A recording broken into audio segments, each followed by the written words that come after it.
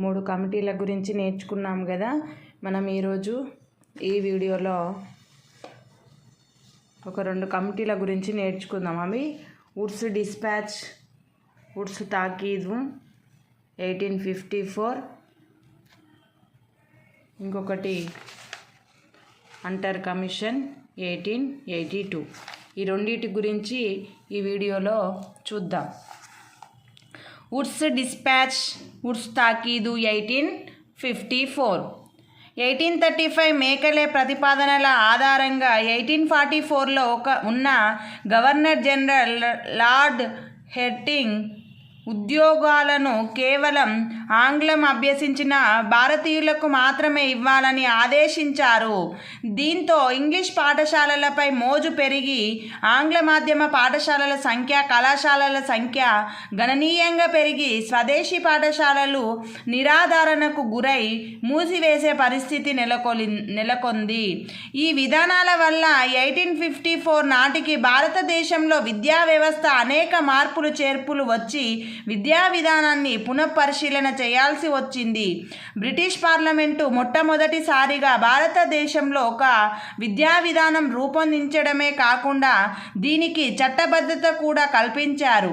ఈ కమిటీకి east India company డైరెక్టర్ల బోర్డు అధ్యక్షుడు అయిన చార్లెస్ వుడ్ను మార్గదర్శక సూత్రాలు, సమగ్ర విద్యా వ్యవస్థను సూచించవలసిందిగా నియమించారు. ఈ వుడ్ తాకీదునే లెటర్ భారతదేశంలో ఆంగ్ల విద్యకు మాగ్నాకార్టాగా భావించారు. ఈ కమిటీని దేశ విద్యా విధానానికి ప్రతిపాదికగా పేర్కొంటారు. హెచ్ఆర్ జేమ్స్ ఈ వుడ్స్ డిస్పాచ్ను భారతీయ విద్యా విధానంలో మాగ్నా కార్టాగా అభివర్ణించాడు. మాగ్నా కార్టా అనగా హక్కుల పత్రం అని అర్థం.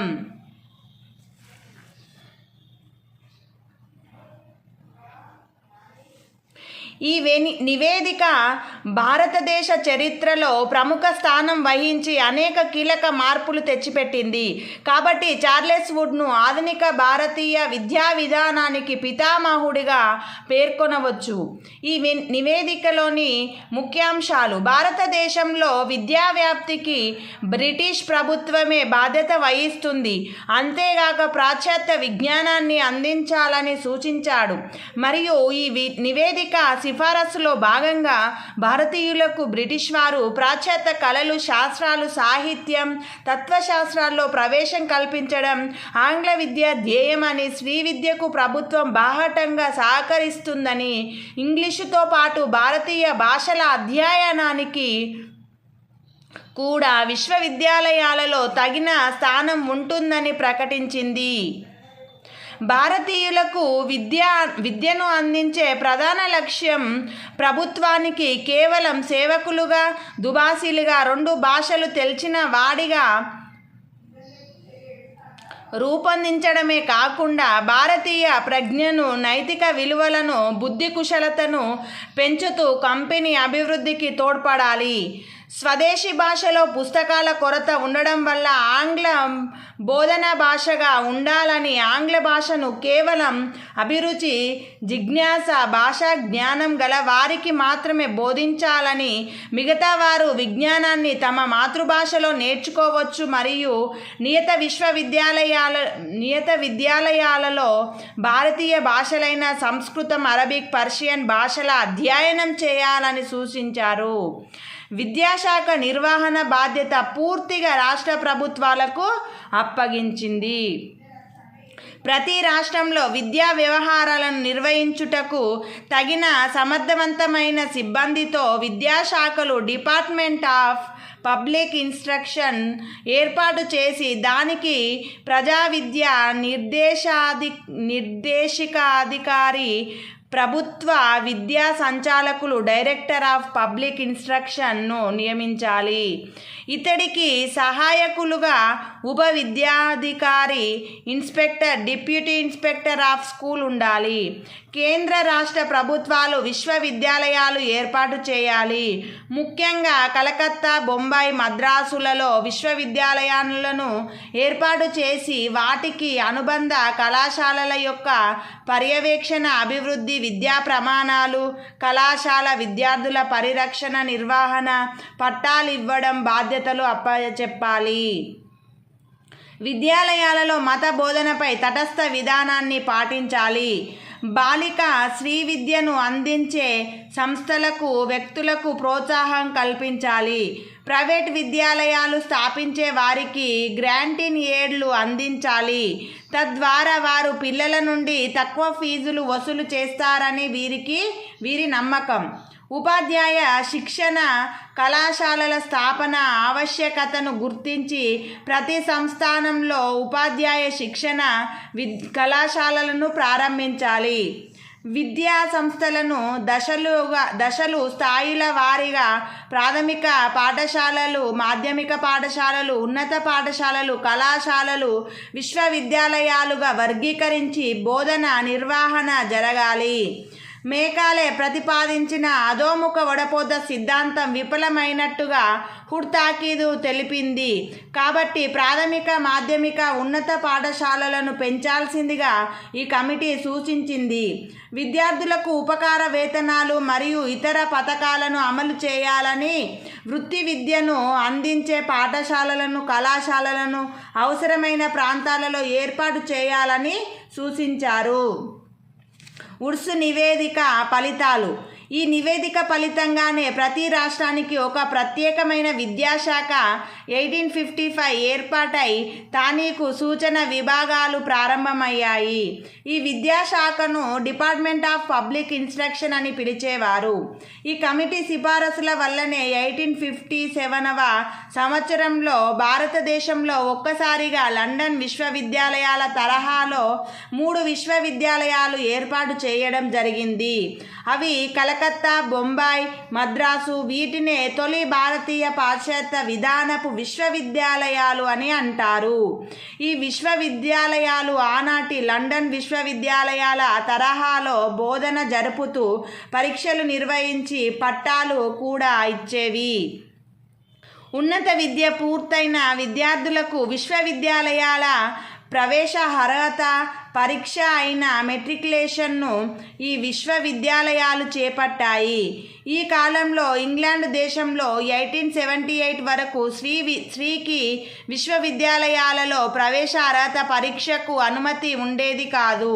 కానీ ఇంగ్లాండ్ కంటే ముందుగానే 1877లో భారతదేశంలో కలకత్తా విశ్వవిద్యాలయంలో ప్రవేశ అర్హత, మెట్రిక్ పరీక్ష అర్హత కల్పించి స్త్రీ విద్యను సాధించాయి.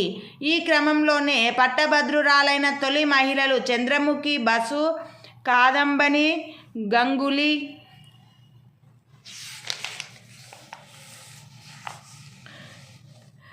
కలకత్తా యూనివర్సిటీ నుండి మొట్టమొదటిగా పట్టభద్రులైన పురుషులు బంకిం చంద్ర చటర్జీ, జారునాథ్ బోస్, జోర్డునాథ్ బోస్.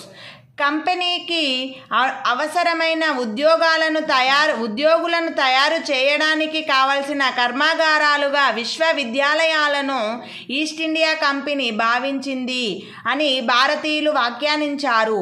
ఈ కమిటీ సిఫారసుల వల్లనే భారతదేశంలో మొదటిసారి ప్రైవేట్ వ్యక్తులు విద్యా సంస్థలను స్థాపించుటకు ఇంగ్లాండ్ మాదిరిగా గ్రాంట్ ఇన్ ఎయిడ్ సహాయ విరాళాల పద్ధతి ప్రోత్సహించబడింది. వీటిని ఎయిడెడ్ స్కూల్స్ గా పిలుస్తారు. ఈ కమిటీ సిఫారసుల వల్లనే 1871లో విద్యాశాఖ నిర్వహణ బాధ్యతను పూర్తిగా రాష్ట్ర ప్రభుత్వాలకు అప్పజెప్పడం జరిగింది.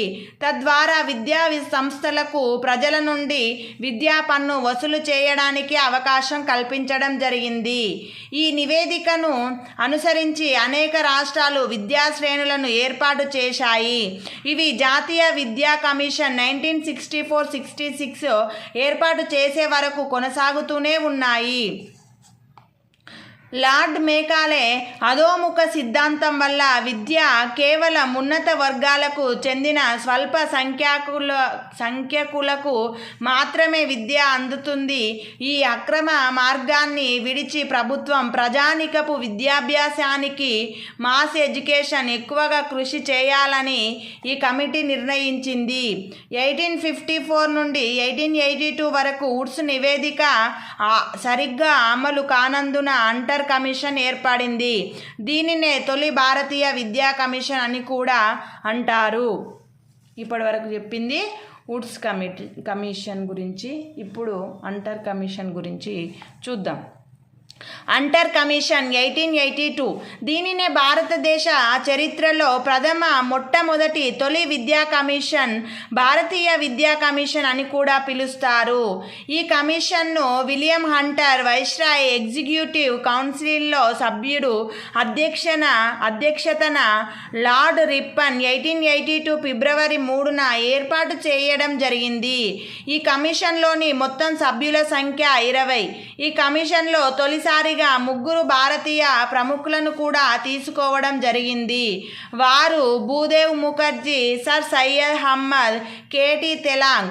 ఈ కమిషన్ ఏర్పాటైన ముఖ్య ఉద్దేశం భారతదేశంలో వుడ్స్ డిస్పాచ్ 1854 సిఫారసులు అమలు అయిన తీరును సమీక్షించి ప్రాథమిక విద్యలో నూతన విధానాన్ని సిఫారసు చేయుటకు మరియు వాటిని ఎలా అమలు చేయాలో తెలుపుటకు ఉద్దేశించింది.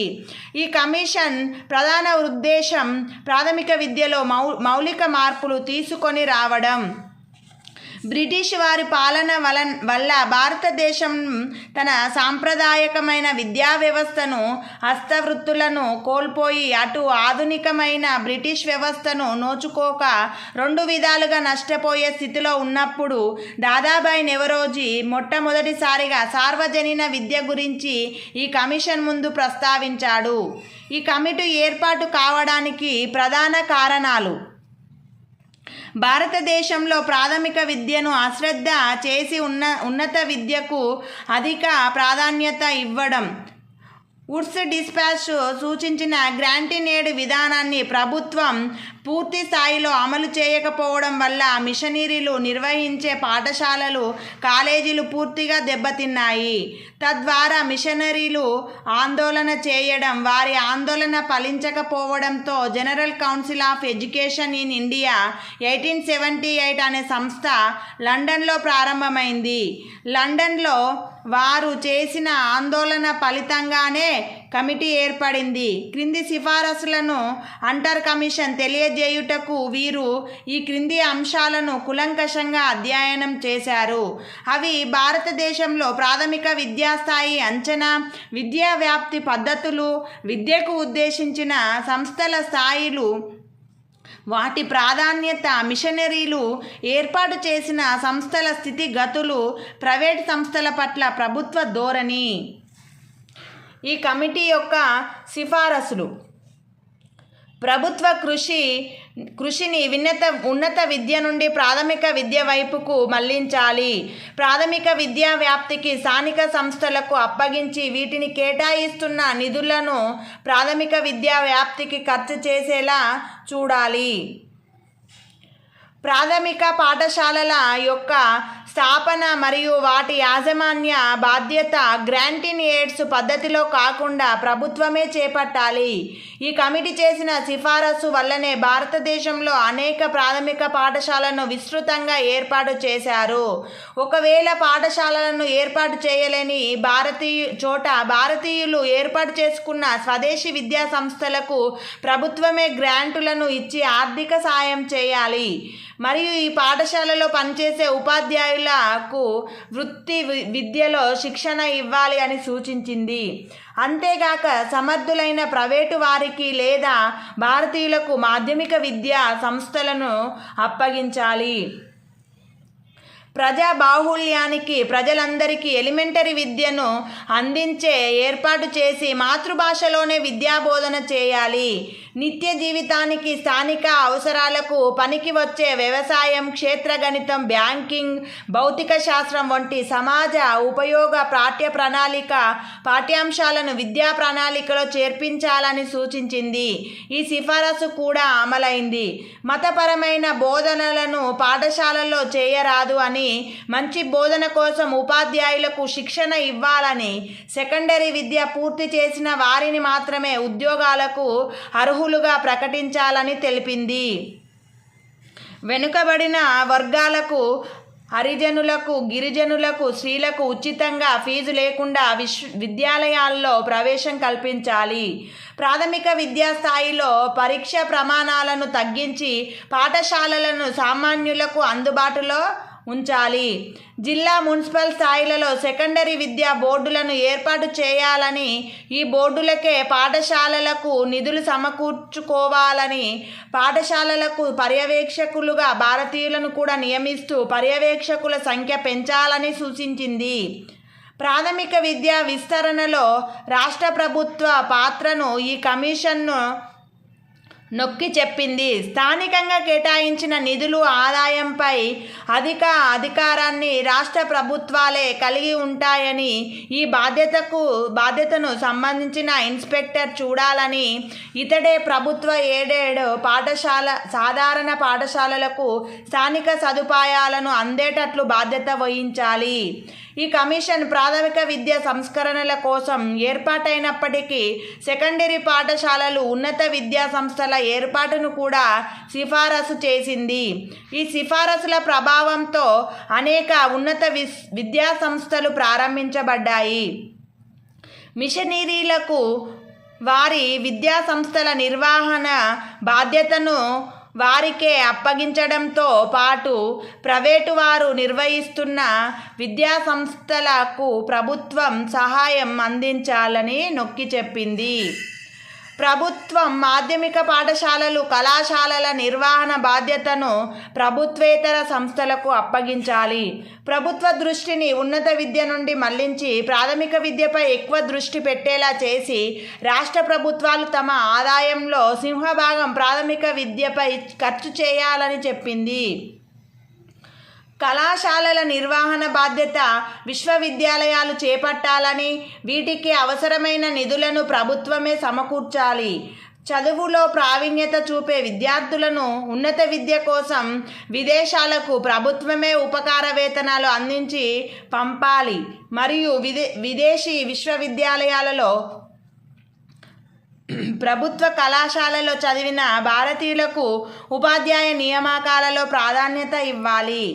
ఉపాధ్యాయ వృత్తిని శాశ్వతంగా స్వీకరించేవారు తప్పనిసరిగా బోధన సిద్ధాంతాలు, సూత్రాలు, బోధనా పద్ధతులు, అనుభవాలకు సంబంధించిన ప్రవేశ పరీక్షలో ఉత్తీర్ణులు కావాలి. స్త్రీల విద్యా వ్యాప్తికి పాఠశాలలను ఎక్కువ సంఖ్యలో స్థాపించుటకు విరాళాలు ఉదారంగా అందించాలి.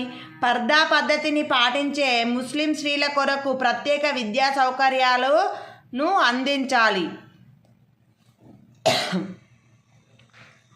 పర్యవేక్షణ కొరకు మహిళా పర్యవేక్షణ అధికారిని నియమించాలి. ఆరోగ్యం, శీలం విద్యలో అంతర్భాగాలుగా గుర్తించి పాఠశాలల్లో ఉపాధి కోర్సులకు ప్రాధాన్యత ఇవ్వాలి. ఈ కమిటీ సిఫారసుల వల్లనే విద్యారంగంలో ప్రభుత్వ పెట్టుబడులు పెరిగి విద్యా వ్యవస్థ క్రమంగా విస్తరించడం జరిగింది. ఈ కమిటీ సిఫారసుల మేరకే 1882వ సంవత్సరంలో పంజాబ్, 1887వ సంవత్సరంలో అలహాబాద్ విశ్వవిద్యాలయాలు ఏర్పడ్డాయి. ఓకే ఫ్రెండ్స్, ఇక్కడి వరకు మనం ఈ వీడియోలో 2 కమిషన్ల గురించి విన్నాం. వుడ్స్ డిస్పాచ్ను హంటర్ కమిషన్. ఇంకా నెక్స్ట్ వీడియోలో మనం ఏం చూద్దామంటే పాఠ్యపుస్తకాల పరిశీలన కమిటీ, భారతీయ విశ్వవిద్యాలయాల కమిషన్, గోఖలే తీర్మానం, 1913 బ్రిటిష్ ప్రభుత్వ తీర్మానాలు, నూతన విద్యా విధానం, 1913 షాడ్లర్ కమిషన్. ఇక్కడి వరకు మనం నెక్స్ట్ వీడియోలో చూద్దాం. Thank you for watching.